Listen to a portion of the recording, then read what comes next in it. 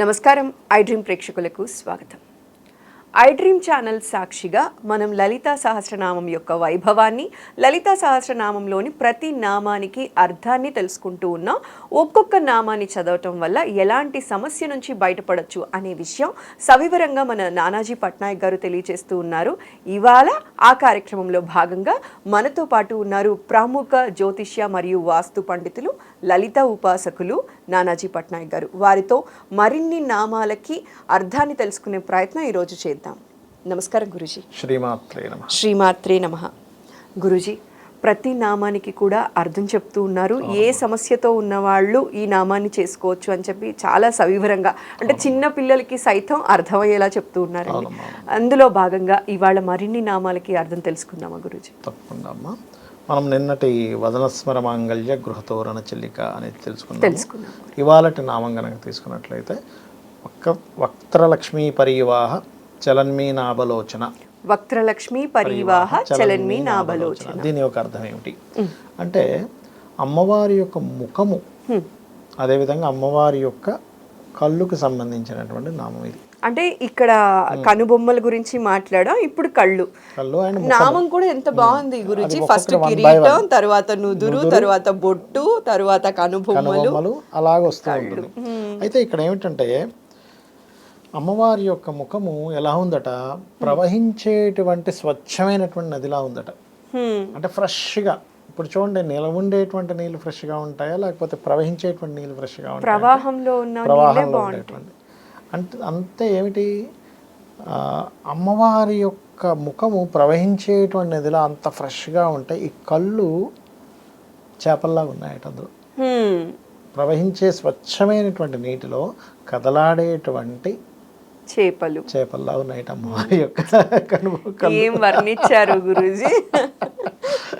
ఇప్పుడు ఈ అర్థం అయితే బాగుంది.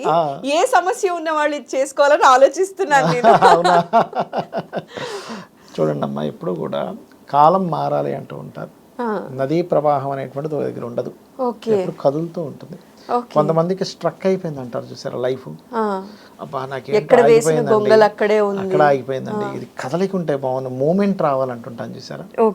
ఆ మూమెంట్ అనేటువంటిది రావాలి అన్నప్పుడు చేసుకోవాలి. ఇంకోటి ఏంటి, అమ్మవారి యొక్క కళ్ళు ఏవైతే ఉన్నాయో, అమ్మవారి యొక్క దృష్టి పడాలి అంటూ ఉంటాం, అమ్మవారి యొక్క చూపు పడాలి అంటూ ఉంటాం. అమ్మవారి యొక్క చూపు గనక పడింది అనుకోండి, ఎటువంటిదైనా సరే అది మారాల్సిందే ఖచ్చితంగా. ఎంత దరిద్రుడైనా సరే అతని యొక్క లైఫ్ అద్భుతంగా మారాల్సింది. ఈ నామం చేసుకోవడం వల్ల ఏమిటంటే మీ లైఫ్లో కదలిక అనేటువంటిది వస్తుంది. ఒక కొత్త నీరు, పాత నీరుపై కొత్త నీరు అనేటువంటిది వస్తుంది. అదేవిధంగా అమ్మవారి యొక్క కళ్ళ గురించి మనం నామం కాబట్టి ఆమె యొక్క దృష్టి మన మీద పడేలా జరుగుతుంది. అమ్మవారి దృష్టి వస్తుంది, దారిద్రము తొలగుతుంది. ఇంకా దానికి మించి ఇంకేం కావాలి గురూజీ? అమ్మవారి దృష్టి పడితే ఇంకా అన్ని ఆటోమేటిక్ గా వచ్చేస్తాయి. ఆవిడ పాదాలు పట్టుకున్నట్టే కదా. అమ్మవారి దృష్టి పడటం కోసమే ఇంత చేస్తాము.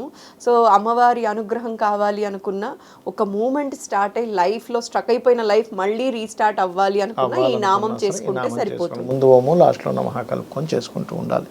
అదే విధంగా గురూజీ తర్వాత నామం కనుక తీసుకున్నట్లయితే, అయితే అది అసలు ఎందుకు అది జరుగుతుందో చెప్పి నేను తర్వాత నామం గురించి చెప్తాను. ఎవరి జన్మ జాతక చక్రంలో అయినా మహాదశ స్ట్రక్కింగ్ యోగాలో ఉంటుంది. అంటే వాళ్ళ మహాదశ పాపకత్తెరలో పడింది అంటారు. పాపకత్తెరలో పడ్డప్పుడు ఏమైపోద్ది అంటే, అదేదో ట్రాఫిక్లో ఇరుక్కుపోయిన కార్లా ఉంటుంది పరిస్థితి. ముందోడు కదలడు, వెనకోడు కదలడు, పక్కన ఇంకో కారు, ఇటోకి ఇంకో బైక్ ఉంటుంది, ఆగాల్సిందే. అది అలా స్ట్రక్ అయిపోయినట్టుంది. అబ్బా ఇది కొంచెం మూమెంట్ రావాలండి, అసలు ఇది కదలట్లేదండి అంటుంటాం. చూడండి, బాగా ట్రాఫిక్లో వెళ్ళిపోతే ఎప్పుడు చేరుకుంటామో తెలియదు. మన లైఫ్లో కూడా అలాంటివి జరుగుతుంటాయి. అలాంటప్పుడు ఆ ప్రవహించేటువంటి స్వచ్ఛమైనటువంటి నది లాంటి అమ్మవారి ముఖము, అందులో ఉండేటువంటి కళ్ళు, ఒక్కసారి దాన్ని తలుచుకుంటూ ఉంటే మనకు కూడా మూమెంట్ వస్తుంది.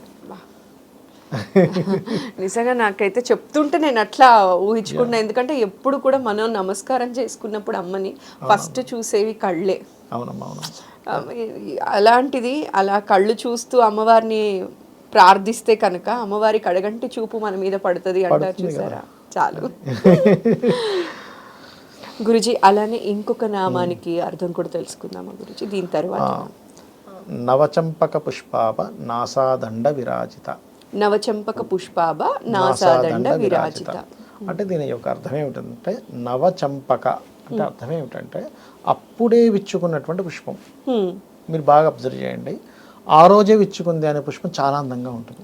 ఆల్రెడీ 2-3 రోజులు అయిపోయింది, దాని అందం వేరుగా ఉంటుంది. అప్పుడే విచ్చుకున్న పుష్పం ఎలా ఉందట, నాసాదండం అంటే ముక్కు, తన ముక్కు ఎలా ఉందట, అమ్మవారి యొక్క ముక్కు అప్పుడే విచ్చుకున్న పుష్పంలా ఉందట. దీనివల్ల కలిగే ఫలితం ఏంటో చెప్తాను. జ్యోతిష్ శాస్త్రంలో ముక్కుకి ఒక గ్రహానికి సంబంధం ఉంటుంది, గురుగ్రహానికి సంబంధం ఉంటుంది. ఎవరి జన్మ జాతకంలో అయినా ముక్కు గనక అంటే గురువు గనక కేతువుతో ఉన్నాడు అనుకోండి చిన్న ముక్కు ఉంటుంది, రాహుతో ఉన్నాడు అనుకోండి పెద్ద ముక్కు ఉంటుంది వాళ్ళకి. దీన్ని బట్టి కూడా ఉంటుంది. ఎవరిదైనా గురువు గనక శుభగ్రహంతో కలిసి ఉన్నాడు అనుకోండి సమానమైన ముక్కు ఉంటుంది వాళ్ళకి, కరెక్ట్ ముక్కు ఉంటుంది, లావు ఉండదు, సన్నంగా ఉండదు, ఖచ్చితంగా బాగుంటుంది.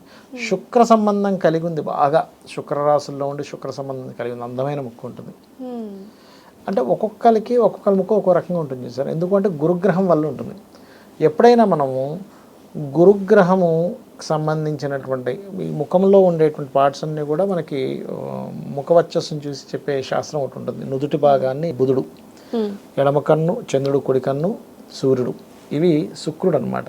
ముక్కు గురువు, పెదవులు రాహు, ఇది గెడ్డం అనేటువంటిది ఏదైతే ఉందో శని భగవానుడు, చెవులు బుధుడు, ఈ కనుబొమ్మలు ఏవైతే ఉన్నాయో ఇవి కుజుడు. ఇలా ఒక్కొక్క దానికి ఒక్కొక్కటి చెప్తూ ఉంటారు. అలా ఏంటంటే అమ్మవారి ముక్కుకు సంబంధించిన వర్ణన ఇది. అంటే అమ్మవారి ముక్కు అప్పుడే విచ్చుకున్నటువంటి పుష్పంలా ఉంది. ఇది ఎవరైతే చేసుకుంటారో వాళ్ళ జన్మజాతకంలో గురుబలం లేదు అని బాధపడుతుంటారు. అయ్యో నాకు గురువు సరిగ్గా లేదండి, అందుకే నాకు దైవానుగ్రహం లేదు, గురుబలం లేనప్పుడు ఏ పని మొదలు పెట్టినా జరగదు, ముందుకు వెళ్ళట్లేదు, జరగట్లేదు, అయ్యో నాకు గురుబలం పెరగాలంటే ఎలాగా అని గురుగ్రహ జపాలు చేయించుకుంటూ ఉంటారు, లేకపోతే దానాలు ఇస్తూ ఉంటారు. కానీ అవి ఏమీ నేను చేయలేని పరిస్థితుల్లో ఉన్నా అన్నప్పుడు అమ్మవారి నామం ఇచ్చేసుకుంటే గురుబలం పెరుగుతుంది. గురుబలం పెరగాలి అనుకుంటే ఈ నామం చదువుకుంటే సరిపోతుంది. అయితే ఇప్పుడు ఇక్కడ చూడండి, అమ్మవారి నామాలకు వర్ణంలో వసిన్యాది వాగ్దేవతలు ఎంత గొప్పగా వర్ణించుకుంటూ వస్తున్నారంటే, ఇక్కడ ఏమన్నారు, మొట్టమొదటిగా ఇక్కడ మనకి ముక్కు గురించి చెప్పారు, దాని తర్వాత ముక్కుకు ఉండేటువంటి ఆభరణాల గురించి చెప్తారు ఇక్కడ మళ్ళీ. అదేంటంటే తారాకాంతి తిరస్కారి నాసాభరణ బాసుర. తారాకాంతి తిరస్కారి నాసాభరణ బాసుర అంటే ఏమిటి, తారల యొక్క కాంతుల్ని తిరస్కరిస్తున్నాయట అమ్మవారి ముక్కుకున్నటువంటి ఆభరణాలు. ఏమిటి ఆభరణాలు ఉన్నాయి, దీన్ని చేసుకోవడం వల్ల కలిగేటువంటి ఫలితాలు ఏమిటి అంటే, ఒకవైపు వజ్రం ఉంది అమ్మవారికి, ఇంకోవైపు పగడం ఉంది, మధ్యలో బులాకి ముత్యం ఉందట అమ్మవారికి. ఇక్కడ చూడండి, వజ్రం అంటే దేనికి సంకేతం, శుక్రుడికి సంకేతం, పగడం అంటే కుజుడికి సంకేతం, బులాకి చంద్రుడికి సంకేతం. ఇప్పుడు ఎవరికైనా వివాహం అవ్వటం లేదు, కుదరట్లేదు, ముఖ్యంగా చాలా మందికి కూడా వివాహం అవ్వడానికి గురుబలం లేదంటూ ఉంటారు. ముక్కు గురువు అనుకున్నాగా, ఇప్పుడు గురువుకి సంబంధించిన మంత్రము ఉంది ముక్కుకి, అంటే నాసము అంటే ముక్కు, నాసాభరణం, దానికి ఉండేటువంటి ఆభరణాలు వజ్రము, పగడము, చంద్రుడు, ముత్యము. అంటే ఏమిటి, వజ్రం అంటే స్త్రీ, పగడం అంటే పురుషుడు, కుజుడు అంటే పురుష సంబంధించినటువంటి గ్రహం, శుక్రుడు అంటే స్త్రీ సంబంధించిన గ్రహం, అది స్త్రీ తత్వం ఉంటుంది అందులో శుక్రుడికి. చంద్రుడు అంటే మూమెంట్, అంటే మీకు ఏదైనా ఒక సంబంధం కుదరట్లేదన్నా, సంబంధం కుదరాలన్నా, లేదా వివాహ బలం రావాలన్నా ఈ నామం చేసుకుంటే వివాహ బలం వస్తుంది. అంటే గురువు, శుక్రుడు, చంద్రుడు, కుజుడు కాంబినేషన్ మీకు ఏర్పడుతుంది ఈ నామం చేసుకోవడం ద్వారా. రూపాయి ఖర్చు లేదు, కానీ చక్కగా అమ్మవారికి నామం, అమ్మవారి ఎదురుగా కూర్చొని ఈ నామం అనేది చేసుకుంటుంటే గురుబలం పెరుగుతుంది, త్వరగా వివాహం అనేది కుదురుతుంది ఇక్కడ.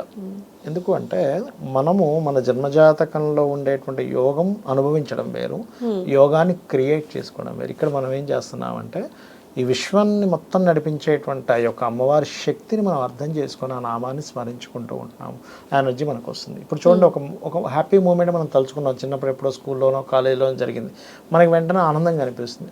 ఒక సాడ్ మూమెంట్ అని తలుచుకున్నాం, దుఃఖము, బాధ వస్తుంది. అది ఎలా అయితే ఆ ఎమోషన్ మనకు కనెక్ట్ అవుతుందో, అమ్మవారికి సంబంధించినటువంటి నామాలు చేసుకుంటూ ఉంటే యోగం కనెక్ట్ అవుతుంది మనకి. యోగం అనేటువంటి మనకు కలిగి తీరుతుంది, ఇంక అందులో డౌట్ లేదు. ఎంత బాగా చెప్పారు గురూజీ, ఎంత చక్కగా చెప్పారు గురూజీ. ప్రతి మంత్రానికి అర్థం, అలానే ఇలాంటి నామాలు చేసుకోవటం వల్ల ఎలాంటి ఫలితం దొరుకుతుంది అన్నది అందరికీ కూడా అర్థమయ్యేలా సవివరంగా తెలియజేసినందుకు మరోసారి ప్రత్యేక ధన్యవాదాలు గురూజీ. శ్రీమాత్రే నమః. శ్రీమాత్రే నమః.